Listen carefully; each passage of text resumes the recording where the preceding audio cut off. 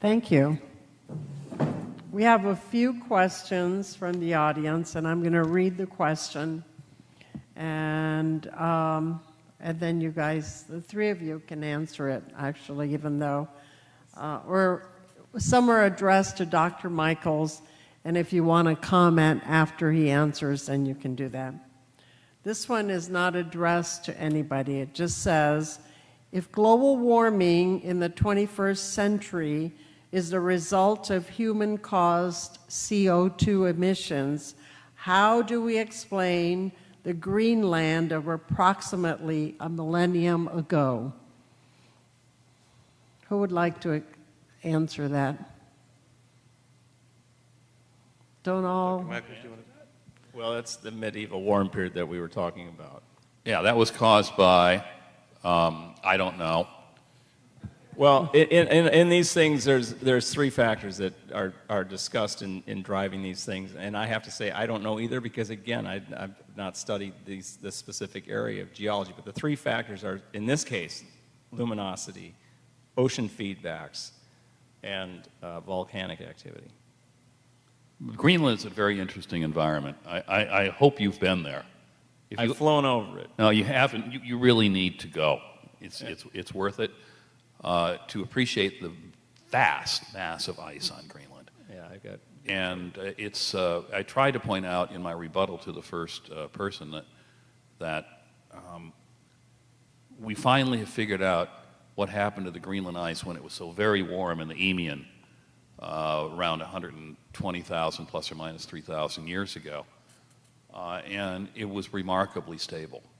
So the linchpin of the apocalyptic argument is the sudden shedding of all of Greenland's ice. But it wouldn't be Greenland's, it would be the West Antarctic ice sheet first, which is already breaking up. That West Antarctic ice sheet thing is long. No, the East Antarctic ice sheet's stable. The Greenland ice sheet is relatively stable, though less so, and the West Antarctic ice sheet is completely unstable. Okay. I think there's a disagreement here, but we'll just leave that one be. And this was going on at the same time. I'm going to go to the next question. Next one is for Dr. Michaels. And John and Greg, you can respond after he answers it if you'd like. Dr. Michaels, your main point seemed to be that the money we're spending to slow global warming would be better spent preparing for it.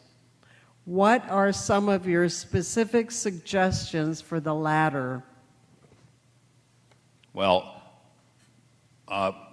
day after day after day, affluent societies adapt to weather, and over the course of centuries, they adapt to climate change, as long as they have the affluence to do it. Seeing as it doesn't seem to this person that we can affect the trajectory of temperature very much, given the fact that I don't think you can go down, it's going to go down real well in China or India. Well, we're not going to develop.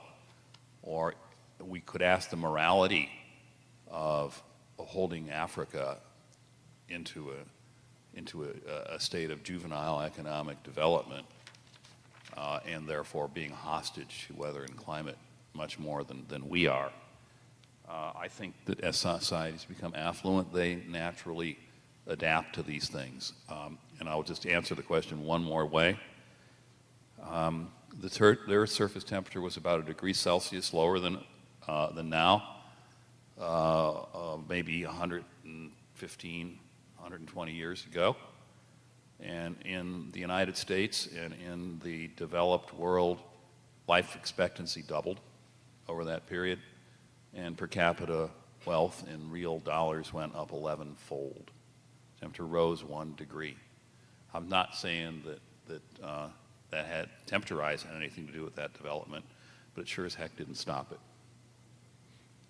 Thank you. Do you want to respond to that? Well, I'm not exactly sure the question, other than about what do you do economically. It's adaptation versus mitigation. Yeah, as far as mitigation goes, we're going to be spending a lot of energy to do desalination here in Huntington Beach, for instance. And we have a water company that's proposing to do desalination, spending a lot of energy to do so. And they're going to be concentrating salt and then dumping it in the ocean. We have AES power plant sitting right next door, which is a major natural gas power producer emitting CO2. We have to start thinking about these companies, which are individual economic entities, to start thinking and working together, because for a little bit more energy investment than what it takes to do just the desalination alone, we can put in a little bit more energy and actually make the solution ripe, the saline solution left over from desal, to make the saline solution ripe enough to absorb CO2 and create a mineral solid out of it, carbon mineralization. So if we can get AES and Poseidon to work together, we could solve a CO2 emission and a brine disposal problem in one act. And I've written an editorial about that, which is in Vern's Orange Juice blog. So this is the kind of collective thinking we need to work towards economically. What I wanted to say stems from something that Pat said, that societies with a lot of wealth have a lot of ways that they might be able to mitigate these sorts of things. I don't know. Adapt or mitigate, either one. They both take capital. The converse side of that is that societies without a lot of resources don't have the ability to do so. And I can tell you that one concern, and again I'm trying to think from the perspective of Bangladesh, from some other areas of Asia, from the Middle East where you have temperatures, they just had, what is it, a temperature of 150? That was an effective temperature. Okay, that's like wind chill. Okay. Opposite of wind chill. The heat index, I suppose we would have said on the East Coast, of 150 in the Middle East, which is of course an important strategic area.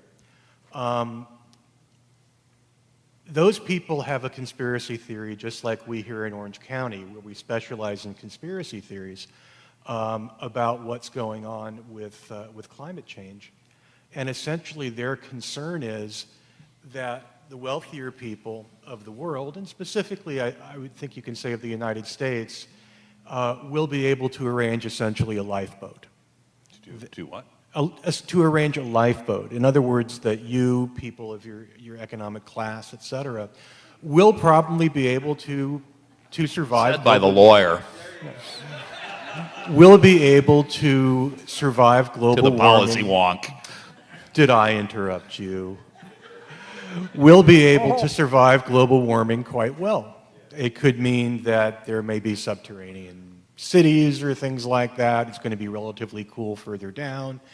Control of water is obviously another very important thing that could be going on. Hydroponics with artificial UV radiation, whatever. I don't even know what it is. I'm not a survivalist.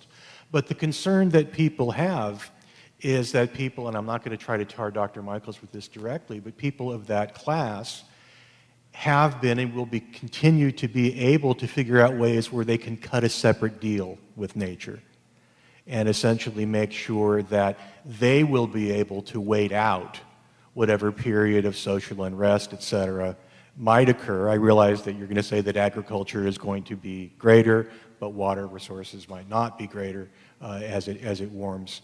And therefore, that takes away our motivation to have to deal with the problem, because we'll be fine and our great-great-grandchildren at least would be fine. I don't have any reason to believe that that's actually what's going on, except, there are small examples like George W. Bush's family famously bought a place right near a water source in Paraguay to which they could retire if they had to. They did probably what? Good reason. They bought a place in Paraguay. I'll show you about it later. This was Jenna Bush, I think, was the one who actually arranged it, which I don't know why, but it's a nice place. I believe so, and there's access to a lot of fresh water, which is going to be very important. That is the kind of thing that we're dealing with that can affect our international relations when we say, oh, we can solve the problem, but you can't solve the problem. Too bad for you. And that has implications not only for trade, not only for international relations, about things we care about in the world, not only for domestic terrorism, or not so much domestic terrorism as terrorism that would make its way into the United States, if we are seen as basically locking the door behind us when it comes to a problem like global warming, whether or not we are, we have a potential problem there. So the idea that you're going to focus on adaptation of wealthy societies to global warming, if it is something that's actually going to be taking place, and essentially leave the rest of the world behind, is probably a pretty socially and politically dangerous one for us. I understand how appealing it is. That's the first thing that I turn to as well. I live in Brea. We're high enough that, Anaheim gets flooded. Well, Brea's not going to get flooded. I may be priced out of it, but it is still a problem when we think about how the rest of the world thinks about us, and that's something that I submit at Greg, least really matters to us. I'm sorry to Now, interrupt. I'm going to stop you right now because we're going to go on to the next question in the interest of time. Okay, All right. sorry. Sorry. Okay, this one is for Dr. Michaels. Do you believe, this is actually almost like a four-part question. Do you believe that reducing warming would be the only benefit of converting to renewable energy, greater energy efficiency, simpler living? And then what would we have to lose by implementing such policies? I don't think that de-development is a viable economic policy. I realize that the President's science advisor has been an advocate of de-development, and I think that he probably would have a difficult time winning a national election with that attitude. As far as renewable energy, I'm all for any form of energy that is efficient, cost-effective, and does not harm people. And unfortunately, solar energy and wind have their problems. The sun does not shine 24 hours a day, the wind is not constant. And as far as de-development is concerned, I will end my answer by saying I was listening to the radio yesterday, and I heard a commercial on AM radio from one of the local utilities talking about how you're supposed to act when we don't have enough power in the state of California. It was not an ad that was against that policy. It was, we don't want you to wash your dishes at 6 p.m. or 7 p.m., turn your air conditioner to 79 degrees, etc. I don't get here all the time. I'm not here constantly, so I see snapshots.